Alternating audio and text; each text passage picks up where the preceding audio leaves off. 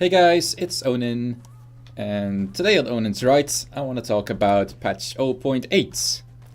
So the patch dropped last week, and I can safely say that I freaking love it. They made changes to the design of some bloodlines that's basically everything that I've been complaining about in the past few episodes.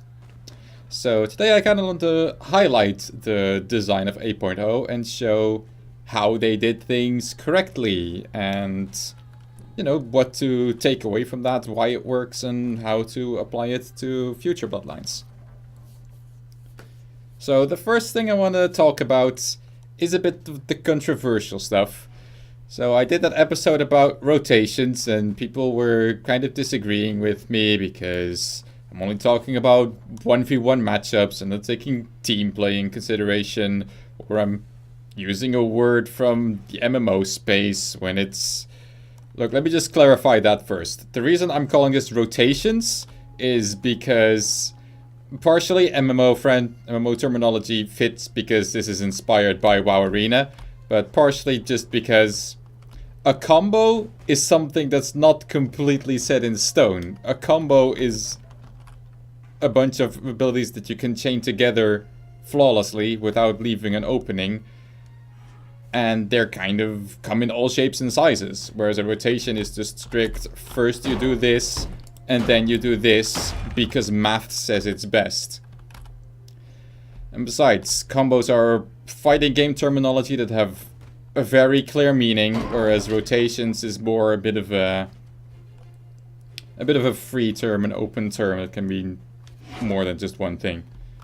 And I wouldn't call something as, building weapon charges and then landing an M2. I wouldn't call that a combo, because people can stop you from doing it. That's the point of combos. You can't stop people from doing combos. That makes them a combo.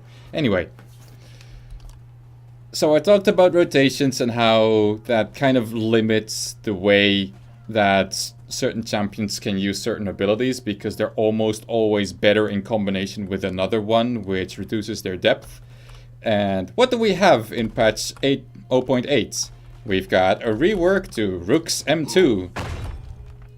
So this used to be just a standing cleavy slam, basically, that was based on weapon charges, which meant that this button was practically useless at any point where you didn't have 3 weapon charges. There was one battle Rite, which was interesting enough that made it useful without having charges, but if you didn't pick that, which most people didn't because it had too much competition, then you just had to hit 3 M1s first, and generally you might want to use your M2 immediately afterwards, because you'd then be able to land more charges and immediately get benefit from your armor break. And sure, you could have better tactics than that, but it just means you can't immediately use it, because if you immediately use it, it's terrible. You need those 3 charges first, and that's not very good design. And so what did they do instead? They made it always work at the exact same power. And not just that, they could have just done that and stopped there. They could have just said, okay, your M2 now does a medium amount of damage and always applies armor break, done.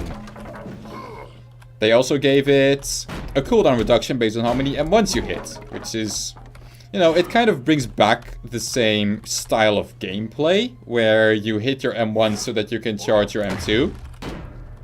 But in a way that's not rotation based, because you can choose yourself when you want to M2. You can do it immediately, you can wait for a better opportunity so you can hit multiple targets or whatever. But either way, they're still kind of dependent on each other, but not completely. But again, that is not where they stopped, because it has airtime, and this is such a huge difference maker. Like, we were kind of wondering when the patch hit whether this was enough to make Rook viable, but boy, a little bit of airtime makes so much difference. People are actually complaining that he's OP now, which I think might be a little bit of a gut reaction, or might be just, people getting sick of 2s, but it just makes so much difference. Because that little bit of invulnerability makes the entire ability a mind game. And suddenly, there is just no set time where you should be using this.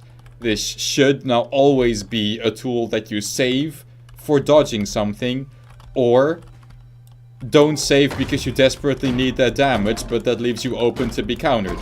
It is such great design. It is a very rewarding skill to land, but that encourages you to not constantly land it, because it's also a defensive tool.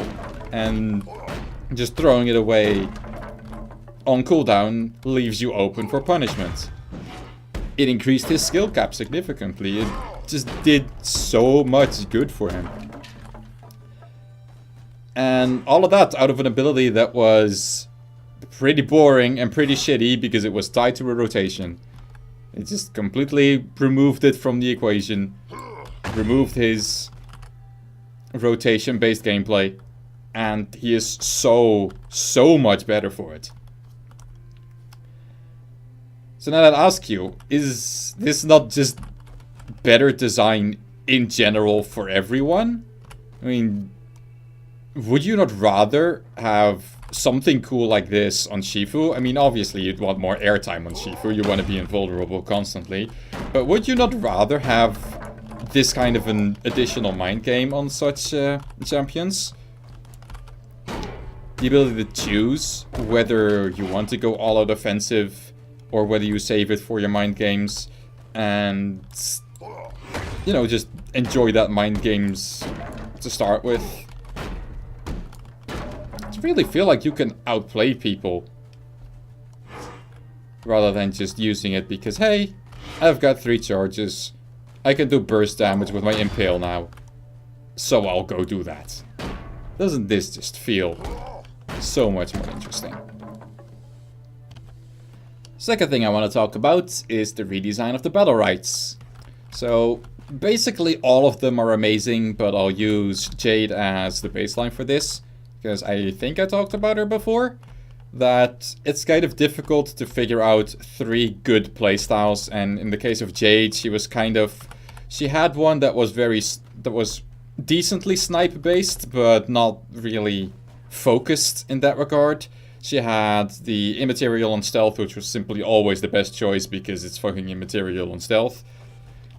And then the other design, the other playstyle was kind of hard to figure out. It was a little bit of M1 and control based, but not entirely.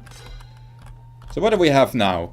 We've got, on round 1, the bonus ability of stealth resetting the cooldown of snipe. You could kind of see this as just a sort of a cooldown reduction, but again, it's a cooldown reduction done in a very cool way that actually setups for combos. Where I don't have actually seen anyone use this, but the potential is amazing. We've got the bonus ability of stealth from your blast vault, so that it becomes really difficult for people to track where you're actually spacing to. And the bonus ability of disabling shot route. All of these are pretty cool. I've seen people pick both of these. I haven't seen people pick ambush yet, but it's certainly powerful enough to consider. Then this one has been moved to round 2, this one stayed the same, this one has been improved and moved to round 2 from 3. So we've got bonus damage for a disabling shot and just sitting in people's face playstyle. You've got more stealth, you've got more control with extra stuns. This one's still the same, this one's still the same, and finally, I've been waiting for this for ages, you've got the knockback increase in stun on the ZX. So this design is honestly, I mean, balance might be a little bit of consideration. Like, cheap shot feels really super good and might be a bit too good. But just the balance is just so wonderful. I mean, the design of this, the balancing of how the playstyles work out, how much variety you're given. Because here you've got such a super clear line of battle rights that fits into 3 builds, but also kind of doesn't. You can go full control, getting extra root, extra stun, extra stun. You can go full damage up close with better disabling shot, better disabling shot, better disabling shot. Or extra snipe damage. Or the extra stun to combo off. You have this one that synergizes with this one, but also with this one, but maybe this one is just enough because these synergies aren't actually mandatory and they actually fit with all playstyles. Personally, I'm usually a fan of this to get the extra control and disabling shot and then just stop there. Go with extra haste so you can actually start dodging some things manually. You know, everyone's complaining that that's impossible, but, you know, get a haste bonus and that's suddenly a lot easier. And they get bonus damage on snipe because bursting is really important. This choice of battle rights isn't one particular playstyle, but it's mine. It's what I take most of the time and what I love the most. So all of these just really flow between each other so well. And I think the only one that's actually mandatory, the only combination of rights, would be these two. Probably with this one, but even then, maybe not this one. But if you do reset the cooldown of snipe, then obviously you want the bonus damage, because that's the combo of getting more snipes. Obviously you want more damage for that. But you know, it's okay to have a combo like this that's kind of obvious when it's two rights that aren't actually obvious for all the other playstyles. And while talking about that, we might as well take a look at Vares, because he was the primary complaint, having only 2 bonus abilities and for the rest just boring increases to things he already does. And now, honestly, maybe the only complaint I have about him is that, where is it? The ability charge of Shatter has gone to round 3, but even that is probably for the best. So on round 1 he has 3 bonus abilities, which are a little bit weaker than some of the other champions get, but they are still very impactful. You get, instead of an AoE hit, you get a bounce, which is significantly more reliable and will hit significantly more often than an AoE explosion thingy. You've got an actual stun on his shield, finally. It was only obvious, honestly, considering he takes so much inspiration from Inhibitor and the entire point of Inhibitor's shield was blowing it up for his stun. But I really like the way they did this. Just a short, instant stun, so that it kind of encourages you to use it on your allies, to give them a little bit of take away a little bit of pressure with the interrupt, allow them to give it a little bit of distance between their chasers, or give them a little bit of an edge on whoever they are targeting, and then applying that corruption. So it's mostly for the damage reduction there, but still it works with his playstyle. I like that they just made silence the only debuff that you can lengthen, because lengthening the slow isn't really that, it doesn't really make that much of a difference, whereas a longer silence is actually a big deal, especially because you can now do this. EX2, EX2, shatter, EX2, shatter, and you can just keep someone silenced for as long as you have shatter charges, which is an amazing combo.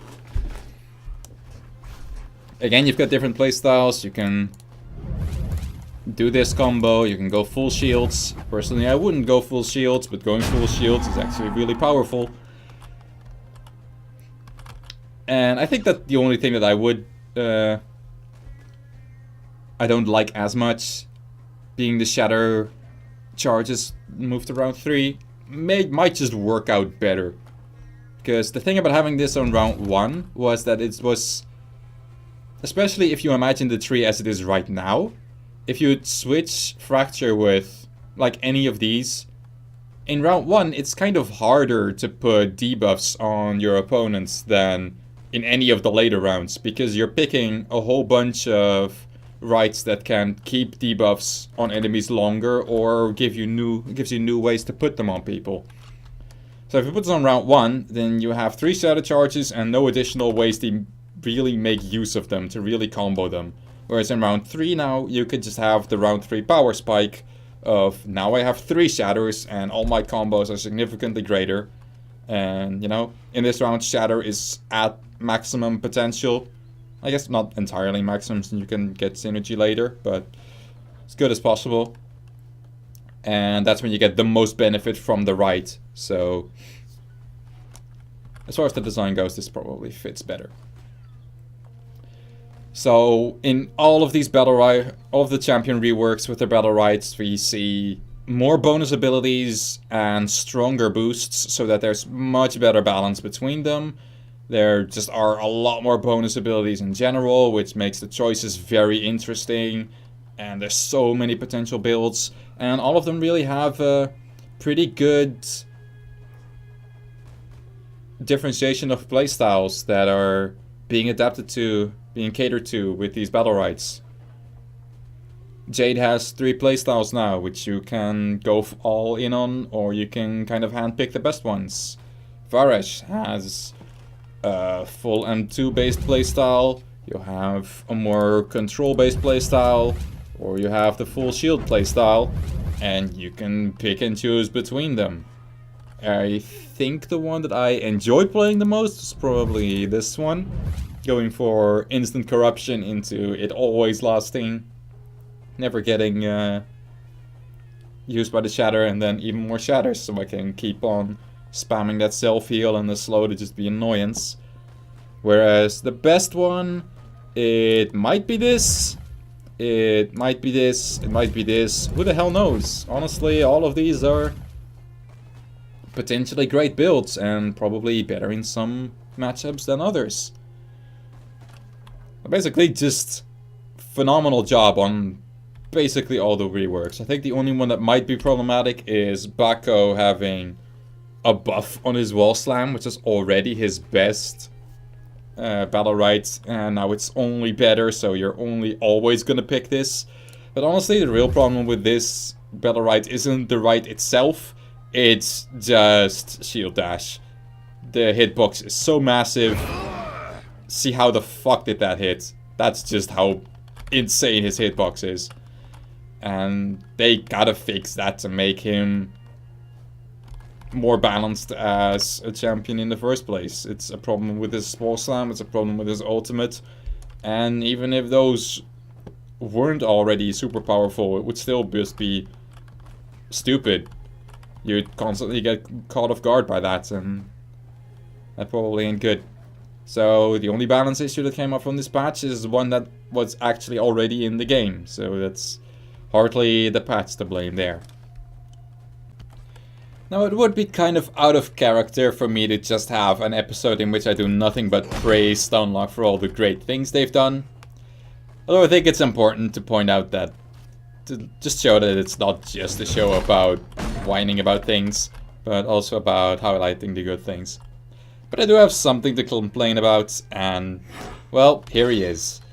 And it's not really about Jumong's balance, sorry, about Kaan's balance. Jumong's balance is also a potential topic, but that's maybe for another time. So basically everyone agrees that Kaan right now is the worst champion in the game. It's not by the greatest of margins, people are still having decent success with him, but he mostly has, like in twos, he generally has to be carried by Lucy, the best healer. Without her, he just doesn't really work. And in threes, potentially useful, but more like as a supportive third rather than the core of a team. And honestly, any team that you play Kaan in, I can probably think of a champion that works better than him. And most of that is just kind of numbers. Like, a lot of his numbers are too low. His dash doesn't have invulnerability frames. He basically has no invulnerability frames that don't cost energy, which is kind of bad. But that's all stuff that's gonna be fixed, no doubt. The problem I have with Kaan is one that's innate to his design. So the way this guy's abilities are designed is very centered around his weapon charge. So he's always been supposed to be a melee range hybrid. He has a really good M2 that does a ton of damage, has a bit of a cooldown, but not long enough that you like have to do other things in between casting them. You can just kind of use it to zone out. And then when you want to go into melee, you have two ways of doing so, either gripping people close or spacing into them. Grip needs to be hit before it works. Space is rather low range, so they need to be close enough for that to work. But either way, when you go in, you're rewarded with a charged M1 that deals extra damage, heals some health, because that's just what his theme is, and then your M1s do a bunch more damage. The problem is... First problem is that Curse just is really weak. So his default blade deals 8 damage base damage, with a 3.5 second cool, 0.35 second cast time, which is just as slow as the other slow melees like Rook, Bako, and Shifu, but it's just plain less damage. It only deals 8 base, and once you have Curse, then you can deal 10, which is the baseline for those heroes, and you also get some healing, although 4 per hit isn't really that great.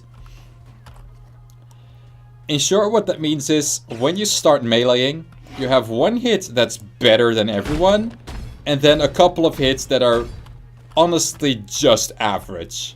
They're not really better, they're just average.